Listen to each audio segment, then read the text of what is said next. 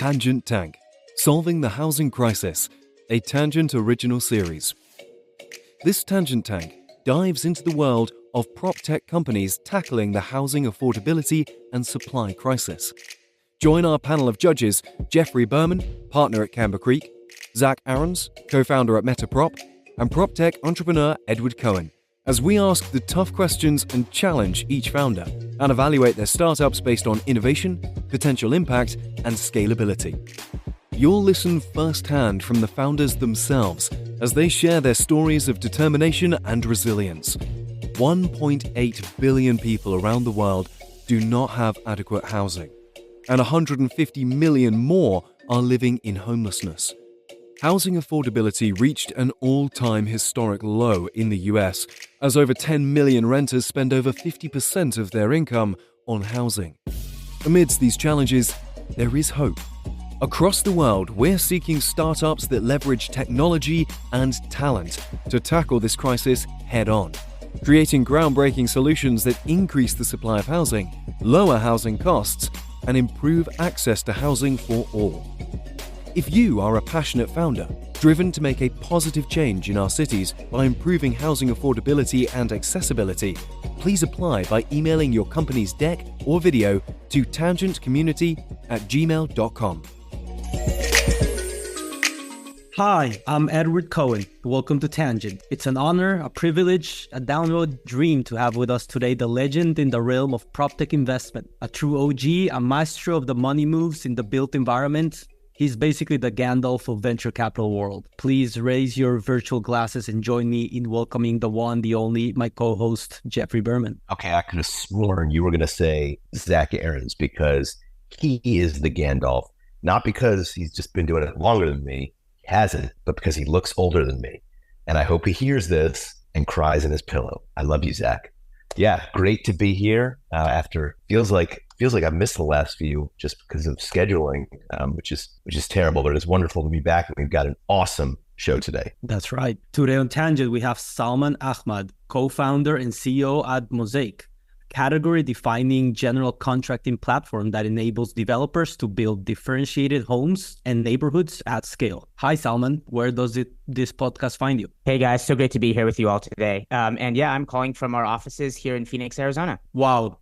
Well, you happen to be at the place where Costa Rica is going to play Colombia tonight at the Copa America in Glendale. So please go and show support because we may get our butts whooped. What sport right? is that? Oh, Jeff, please. We're talking about soccer, aka I'm just football. kidding. I know it's table tennis and it's going to be action-packed. We're only going off on a tangent here because my dear home country of Costa Rica just had the best result in our history against Brazil on Monday when we drew 0-0, and it was basically a national holiday. So guys, please, priorities. Well, we'll be out there showing our support here locally for you, Edward. Hell yes. Salman and the local Costa Ricans in Arizona. Wear sunscreen, please. Mosaic. So you guys were founded in 2016 by you and your colleague, Sep Kamvar, while you were working together at MIT and Stanford developing machine learning algorithms applied in the real world. But we're curious, Salman, why is it so important to you to shape the places we live in, our homes, and how did this journey start? Yeah, I think Mosaic has been an interesting confluence of two of my personal life story arcs. You mentioned a little bit about my background being, my professional academic background being in software engineering and computer science throughout, but I also grew up in a construction household. And so not only did I grow up being on job sites, but saw a broad cross-section of the construction industry as well. And that fueled a lot of my personal fascinations between the software digital worlds and the physical built environments. And in fact, a lot of my core research in grad school at Stanford and later at MIT with Sep, my PhD advisor, were really focused around that. We're really focused on how do we create software systems that can influence physical world processes as opposed to digital processes, and in particular with an eye towards the built environment. And once I started wrapping up my PhD, we decided to take some of these ideas and explore them through an entrepreneurial lens. and decided to found Mosaic with that mission statement in mind. Is how do we make places that people love, and how do we make those places widely available? And when looking into that, one of the things that we felt strongly about was that no one entity, no one developer, home builder, capital group should be the arbiter of our built environment. Rather, neighborhoods should take after the people who live in them. And so we wanted to support innovative, thoughtful developers. And the best way and the best tool that we found that they needed was better solutions for construction. And that's kind of what led to Mosaic. Fascinating. And by the arbiter, are you referring to local governments, to the status quo, or to just other in interests? general, right? Like, I feel there's a productization that you see in general, right? There is one SKU that gains popularity and it gets stamped everywhere, right? All the phones look the same, all the cars look the same, and I think that makes sense in certain industries for certain problems, and given the relative benefits of the economies of scale in those industries. But for housing, for the built environment, for the neighborhoods that we live in, I'm not sure if that is the one size fits all recipe makes sense. I think there's just too much diversity in people's individual needs, lifestyles, local economies and municipal, idiosyncrasies for that to be the case. And, I really much would love to see more diversity in the built environment in terms of the types of neighborhoods that are created. And the best way to do that is to support innovative developers. And again, the biggest challenge that I've seen that they've had is solving the last major problem, which is construction. It's I think there's a lot of thoughtful developers out there that are reimagining what housing should look like, what neighborhoods should feel like, what people need on a day-to-day basis. But those ideas, in many cases, unfortunately, die on the whiteboard because solving that construction delivery problem is so challenging. And that's what we really wanted to do at Mosaic, was to give developers, thoughtful developers in particular, a tool to create, to exercise their art and create these amazing places that people love. It's interesting because I was listening to what you were saying just now, and the first two things that popped in my head was Ford Model T and the Levitt towns of the past, of the World War II generation. And so it sounds like what you're trying to accomplish is taking that and say, hey, you can have any color you want, actually having any color you want instead of any color you want, just black. Awesome.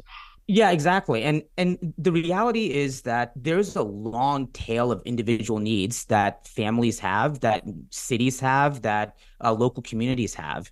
And, it's relatively straightforward for us to create these one size fits all solutions in the automotive space, again, I mentioned phones or furniture or things like that. But I don't know. I feel like the built environment, living environments, it's just the long tail is just too long.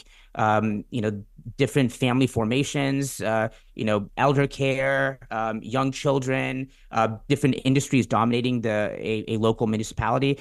They call for very different built environments, and I don't think there is a one size fits all solution. Or if there is, I haven't found it yet. Until that point, I feel really excited about our contribution to this space to enable developers to really create these places that address those and honor those needs of individual neighborhoods and the people who live in them. The future of real estate is here. And by here, I mean at Blueprint in Las Vegas this September. Join the largest, most global gathering of industry leaders and innovators leading the charge in changing the built world, from construction to transaction, for 3 days of networking, learning, and ecosystem advancement.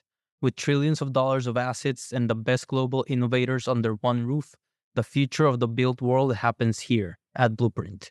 Blueprint 2024 takes place at the Venetian Las Vegas from September 17th to 19th. Tangent listeners get a $300 discount for their ticket by visiting blueprintvegas.com/tangent.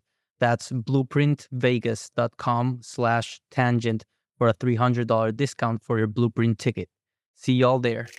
I want to talk specifics about these pain points that developers are going through and the overall housing construction industry. And let's unbundle these issues. We have historically low productivity rates, rising housing costs, which have multiple elements there, including labor and supplies. And the last one, which hints at that one, which is the supply chain crisis that we're coming out of, but things aren't still figured out. So How does Mosaic help alleviate some of these pain points? Yeah, it's a great point. And I'm glad you touched base on things like the supply chain, because that's really core to how we view the space. So really briefly on Mosaic, and then I'll dive into some of those things in particular. So Mosaic as a company, we're kind of like a hybrid construction and software company. So as a construction company, we are a residential general contractor and we build homes. That's what we do. And as a software company, we build software that allows us to be better at building homes and enabling how we build to be faster, more scalable, and more cost efficient. And the main pain point that we've been trying to solve with our software solutions is pretty much exactly what you just described, which is how do we augment the existing trade base to make them more efficient at on-site construction. What we looked at, and when we looked at the space, is we realized that there was a tremendous amount of efficiency that you could unlock if you had better tools, better systems, better process coordination within the existing supply chains, trade bases, and labor force.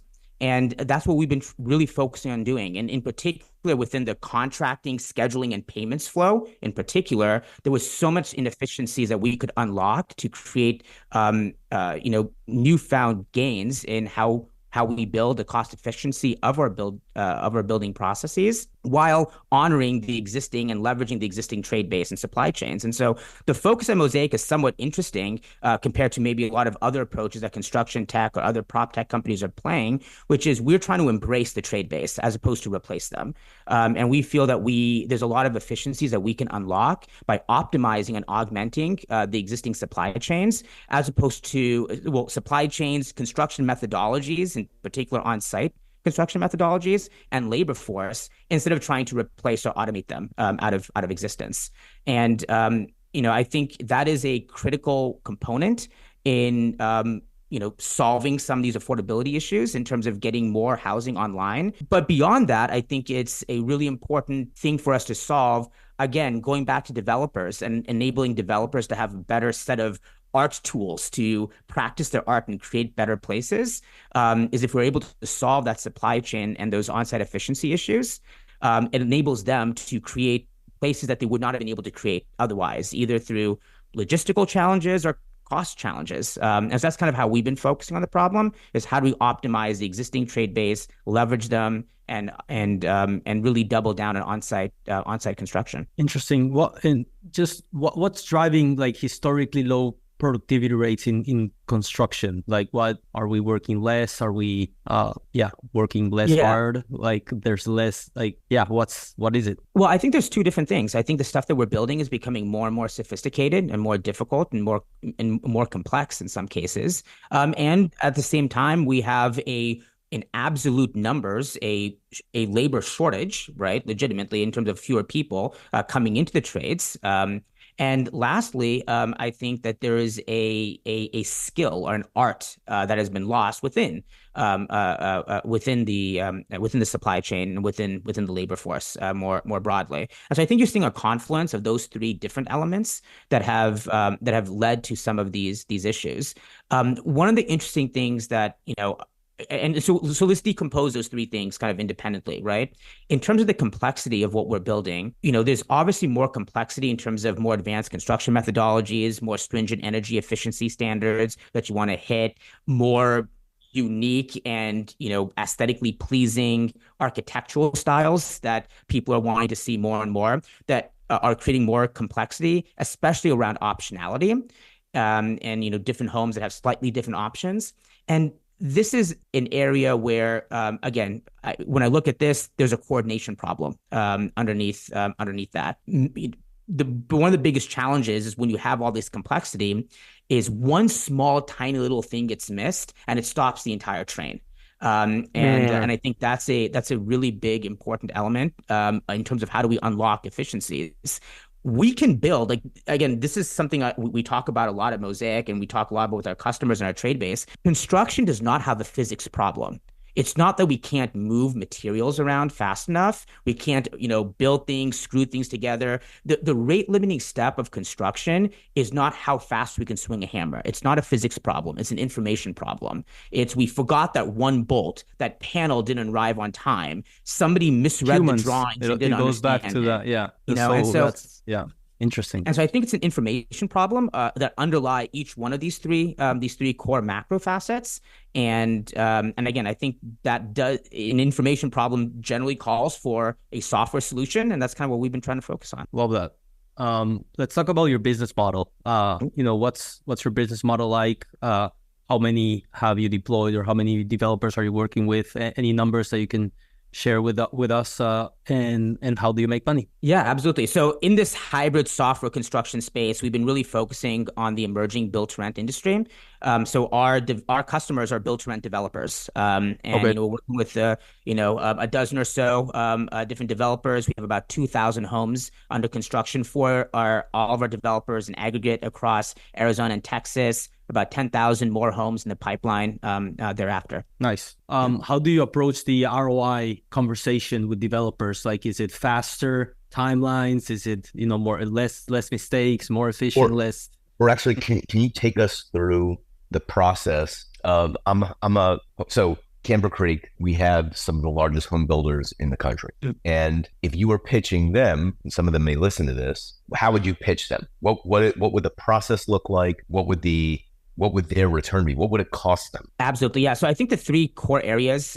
So first of all, our clients, just to be clear, are build-to-rent developers as opposed to actual home builders. So there's an interesting nuance there that we can unpack in just a bit.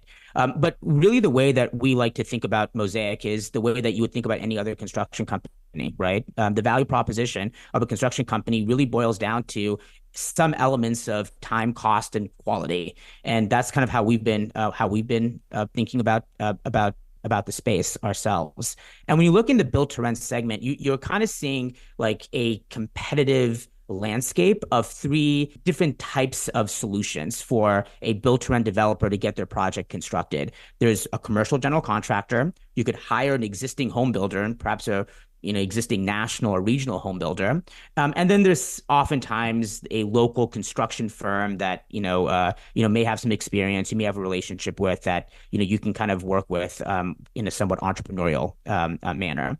And really, I think the focus of what Mosaic has been trying to do is provide that ROI that combines the best of all three of these different solutions and these three different solution classes. And so one of the advantages you get with working with a commercial trade, a commercial general contractor, is the robustness in the reporting, the quality of their oversight, the ability to do things like overlap horizontal and vertical construction for, better schedule enhancements and so on. One of the advantages you get with working with a national home builder is your ability to leverage a residential trade base as opposed to a commercial trade base, which has significant budget savings and significant budget implications. And some of the advantages you get with kind of that local construction firm that's going to just babysit your project is a tremendous amount of flexibility, late design changes. They're not going to be just building the exact same home over and over and over again. They'll build your floor plans, your construction specifications, and your elevations, but they're not the most scalable solution. And in some cases, they are hard to underwrite with your institutional capital. And so what we've been trying to do at Mosaic is the ROI is on time, it's on budget, and it's more flexible. And we've been trying to do that by creating a technology solution that enables us to combine the best of all worlds, right? The best of the commercial world, the best of the traditional national regional home builder world, and the best of the local construction firm that has those deep local ties. In terms of so target user profiles, you already mentioned briefly, but focusing on BTR developers in Arizona. Now, what's the sweet spot in terms of who you're helping, who you're targeting at this stage? Yeah. So our clients are actually, run the gamut from, more local individual development groups that are, merchant builders, or developers, all the way to more entrepreneurial folks that are kind of doing a one-off. On the flip extreme to far more institutional development groups as well that have a national BTR platform and the capital, the equity, and the debt to back that up. And so we actually run the gamut on that front. We've been seeing some interesting trends, and more of our clients, which I think is a reflection of perhaps us growing up as a company, but also a reflection of the maturity and the maturing that you're seeing in the build-to-rent industry. biasing more and more towards institutional, either institutional capital providers or lenders or development shops. And I think the sweet spot that we've had with a lot of our projects are typically in the 150 to 250 units size. We're fairly agnostic when it comes to product type. So we have the more traditional horizontal apartment cottage product, all the way to townhome products, all the way to more traditional single family detached with an attached garage, and that type of a product type as well. So a lot of diversity on the product type, and again, our clients run the gamut, but most projects that we focus on are that 150 to 250 units per project. Interesting. This is reminding me more and more of some shifts happening in the space, and I wanted to get your take on it, especially on Lennar's recent announcement, if that's something that impacts either you directly or indirectly, or in terms of the trend. For those who are not up to speed, Lennar announced last week a spin-off of a substantial portion of its land holdings into a separate entity and moving towards a more asset-light model. Yeah, I think you're seeing that increasing. And I think what you've been seeing in the home building space more broadly from like an investor and a capital perspective is that the things that a lot of folks look at when they look at home builders is how is their capital efficiency.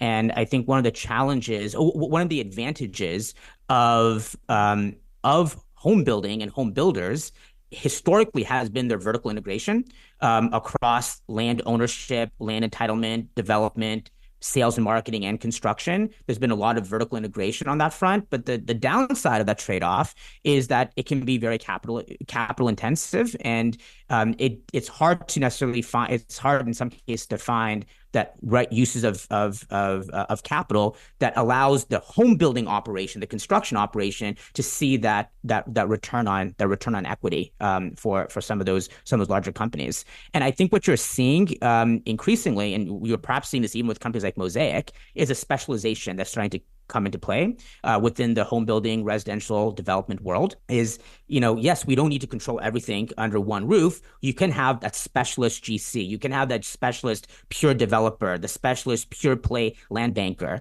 And I think moves like Lennar are really interesting because I think they're consistent with that view, that worldview of how do you create cash and capital efficiency in a very capital intensive world, a capital intensive space.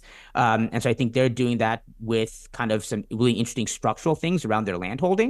And I think, us and others are doing similar interesting things around, again, specialization, in our case, around operational specialization, and others in design and development and so on. So I think you're going to continue to see more and more specialization in the residential housing space in general. And I think some of the trends with Lennar are kind of, indicative towards that end. Interesting. Thanks.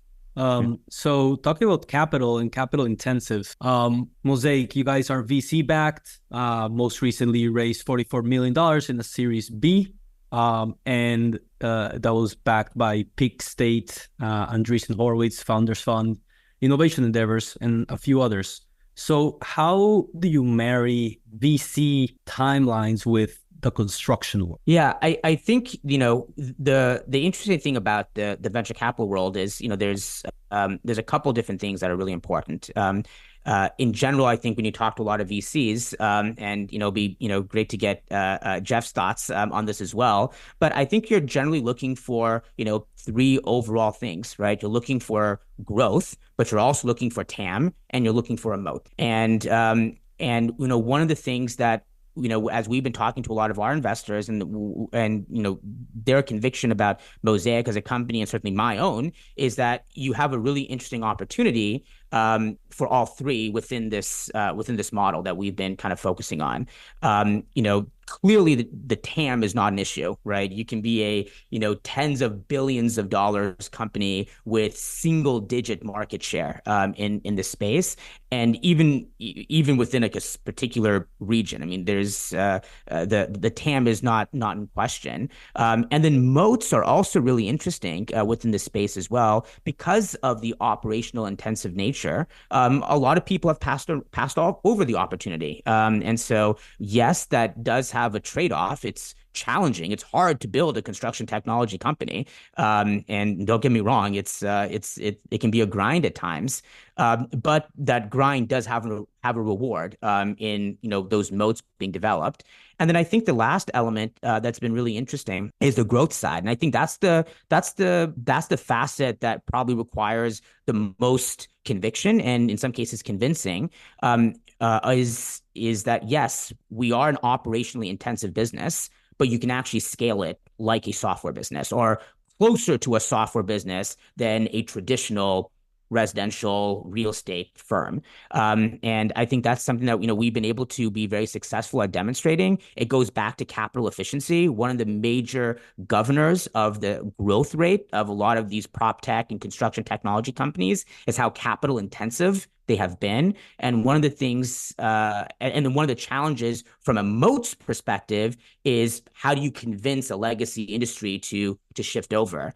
And I think two of the principles that a lot of our, certainly our board members and many of our other investors have, really commented that favorably about Mosaic is, two values that I talk about, from the start when we founded Mosaic. Number one was for our operational model to be very CapEx light and for our technology solutions to minimize third-party behavior change. Because once you're capital intensive, that growth becomes incredibly challenging to unlock.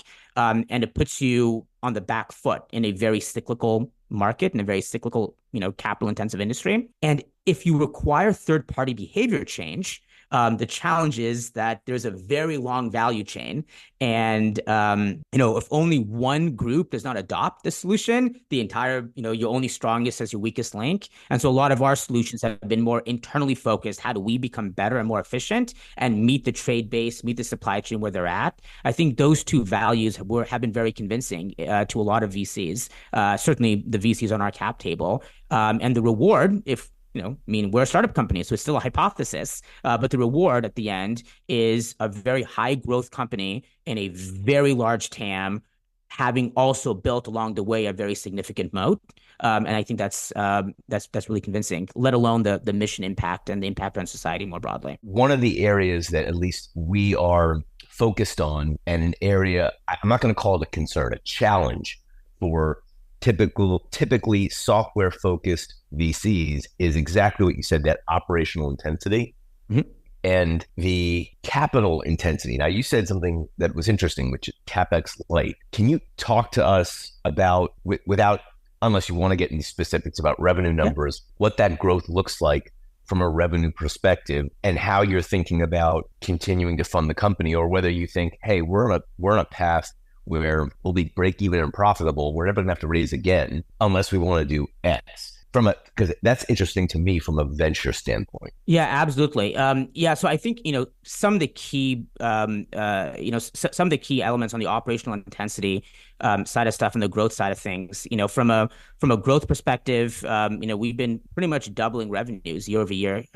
fairly consistently, including as early as last year. So our growth rate has actually been accelerating as opposed to decelerating. And in terms of the capital efficiency side of stuff, one of the other advantages that I didn't mention earlier when I talk about these three things of being kind of this full stack model of being operational intense, being operational and technology combined, is that you're actually able to achieve profitability with far less scale than if you were a pure play SaaS company. A lot of the SaaS players in a lot of these industries, you need to get 20, 30, 40% market share. And that's the reward. That's the gold, pot at the end of the rainbow, is that you get to this huge, market share, and then you're able to, become profitable. That's great. One of the advantages of being more operational is you're able to actually achieve profitability with far less scale. And some of the software solutions that we've been able to unlock has actually enabled us to, have that growth rate as well. So,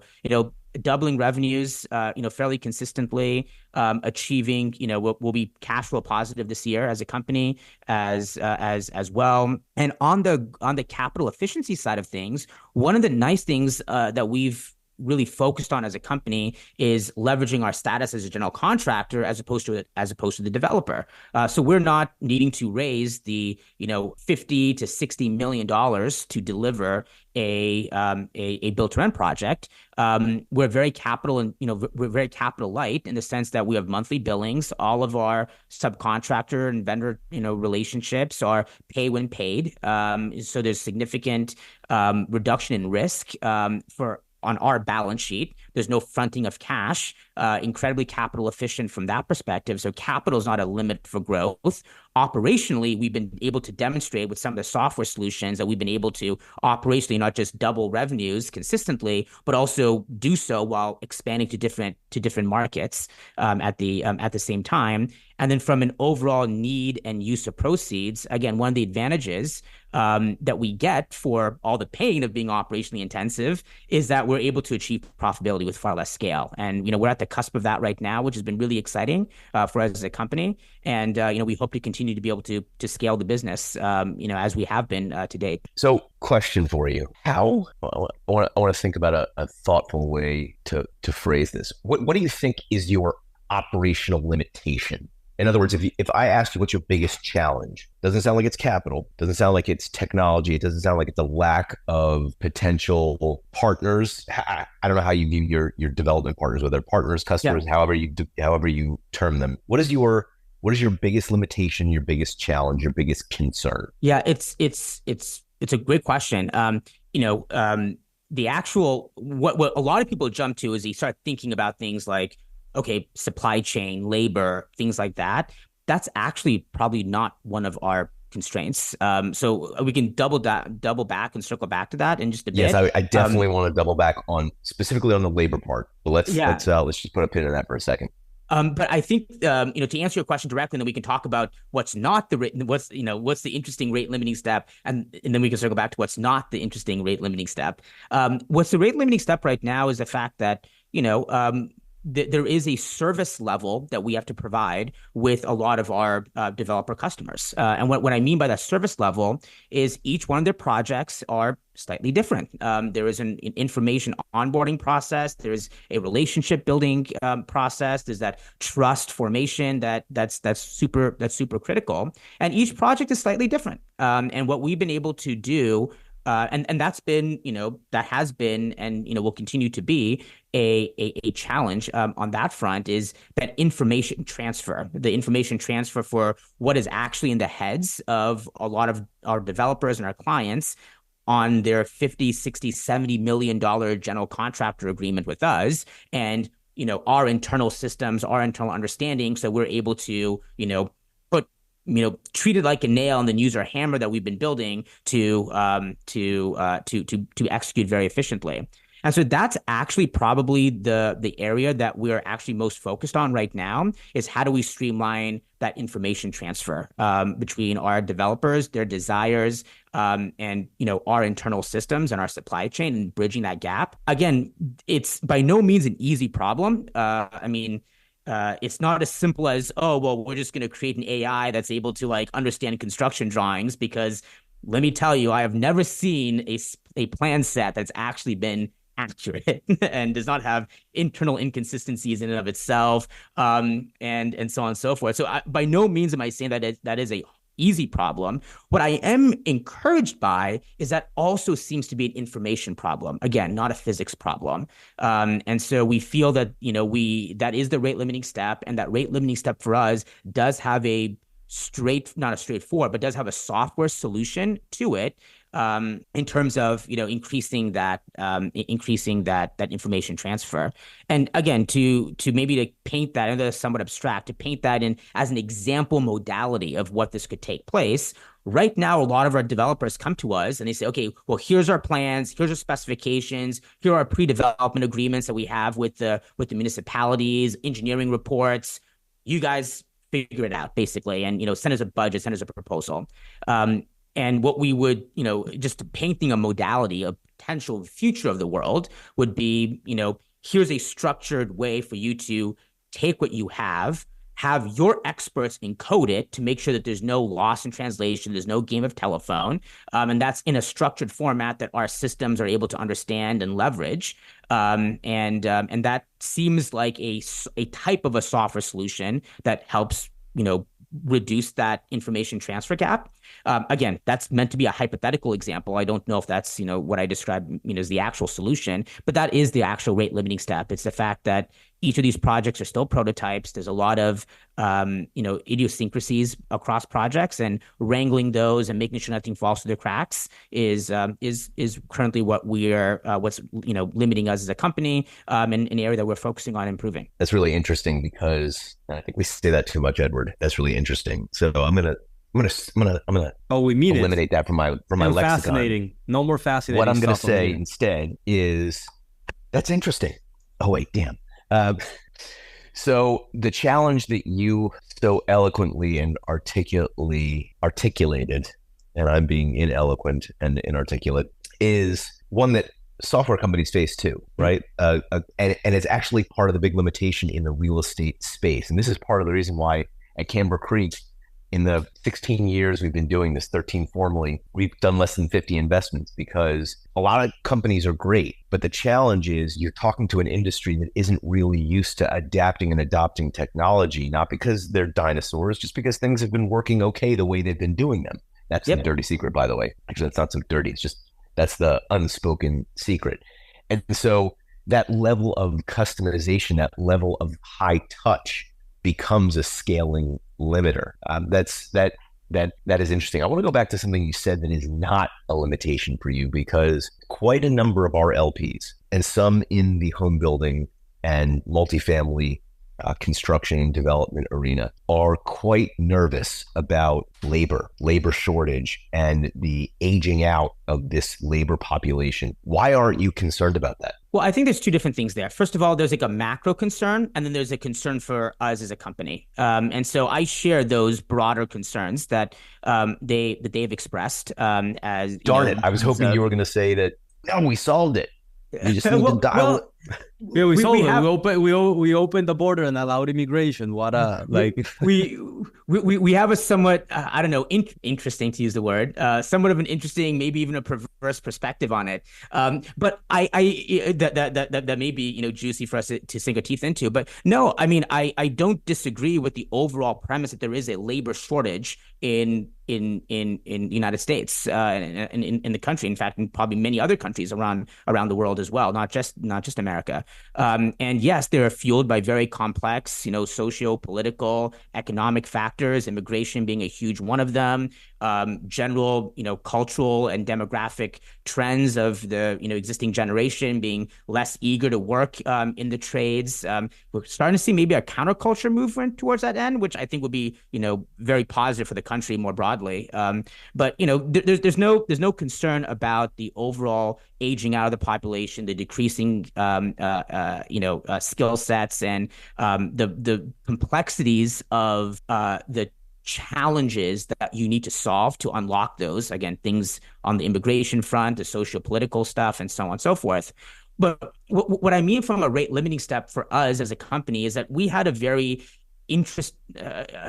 particular perspective when it came to this problem, which is when we were looking at this, when creating Mosaic, is that we realized that as a company, as a venture-backed company that wants to deliver for our customers, that wants to provide a great return for our investors, is that we did not need to solve the labor shortage in the United States for us to be successful at what we do and to provide the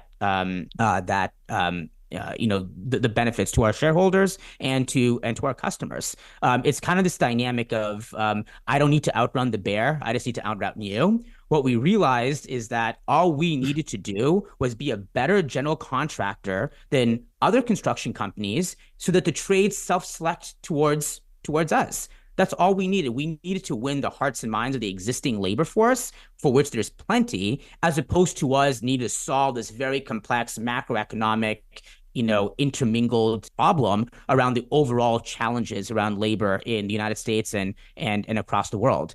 And that's what we've been focusing on. In fact, when we talk to customers, I'm very, blatant with them in the sense that I realize that you guys are the ones writing our check, right? You're the ones that are paying us. But my first priority is actually to our trades and our trade partners first. And, number one, I tell them that just, to have my bias and full disclosure. But the other reason why I say that is for them to understand and gain appreciation that that is how it should be. If you take care of your trades, they will take care of you. If we want to take care of our customer, the most important thing for us to do is to take care of our trades, and the trades will take care of that customer for us. And I think that's been a really, that's been the perspective that we've had, again, that we don't need to solve this labor issue for us to be a successful business. And that's how we've been executing as a company. But don't get me wrong. Yes, there is absolutely these broader trends and broader challenges that I'm very concerned by. They are going to require an effort beyond just one startup company to solve. And we're very excited to be part of that solution. And in the meantime, as part of being the resourceful, scrappy startup company, we have a solution that we're, using to continue to grow and deliver for our customers. Yeah, I'm still thinking about what you said before about TAM is not the issue. TAM is never the issue in housing or in residential innovation. So construction industry is facing a labor shortage of about 500,000 or so workers this year.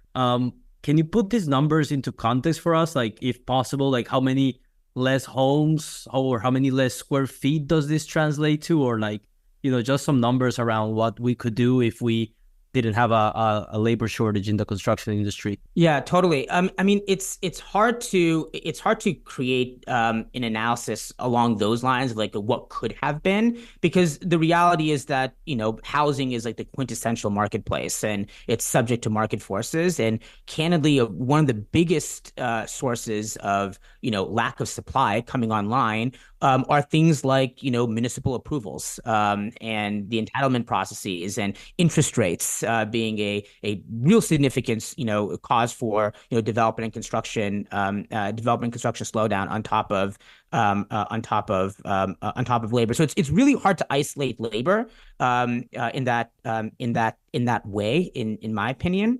I will say that for us as a business, right, we're not immediately seeing the impact across our projects in the field from a labor allocation and labor utilization perspective. And in fact, in the past, we've started to see some pricing relief in terms of labor costs and construction costs. Certainly, the growth rate has been The growth rate has been stagnating, which is interesting as well. And so I think that that's some of the challenge that we have in terms of isolating the labor impact in particular, is because it's such a dynamic environment. It is funny to retake my econometrics class from back in college and understand how.